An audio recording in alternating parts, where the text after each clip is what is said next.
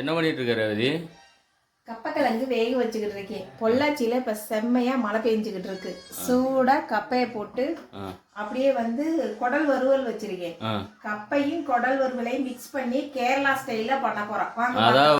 ஒரு கடாயில் கொஞ்சமாக எண்ணெய் சேர்த்துக்கிடுவோம். கடுகுளுந்தம்பருப்பு சேர்த்துக்கலாம். பச்சை மிளகா, பெரிய வெங்காயம் வந்து ஒரு வெங்காயம் நறுக்கி வச்சுருக்கேன், அதையும் சேர்த்து நல்லா வறுத்துக்கிடலாம். அப்படியே வந்து கருவேப்பிலை, ஒரே ஒரு தக்காளி சேர்த்துக்கிடுவோம். தேவையான அளவு உப்பு, கொஞ்சம் கரம் மசாலா சேர்த்துக்கிடுவோம். பச்சை ஸ்மெல் போக நல்லா வதக்கிட்டு குடலை வந்து சேர்த்துக்கிடுவோம்.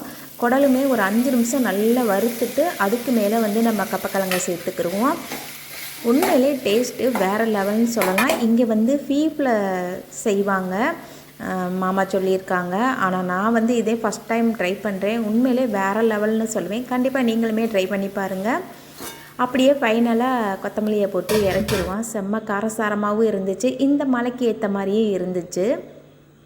ஃப்ரை பண்ணுறதும் கொஞ்சம் வச்சுக்கிட்டேன். அப்படியே வந்து கப்பக்கிழங்கையும் கொஞ்சம் வச்சுக்கிட்டேன். அதை வந்து மட்டன் குழம்புல தொட்டு சாப்பிடையில உண்மையிலே வேறு லெவல்னே சொல்லுவேன். அவ்வளோ ஒரு டேஸ்ட்டாக இருந்துச்சு. அதே மாதிரி வந்து அந்த குடலோடு போட்டு வைக்கையில் நம்ம கொத்து பரோட்டாலாம் சாப்பிடுவோம்ல, சிக்கன் குழம்பு வச்சு, அந்த மாதிரி இருந்துச்சு. உண்மையிலே சூப்பர். கண்டிப்பாக ட்ரை பண்ணி பார்க்கலாம்.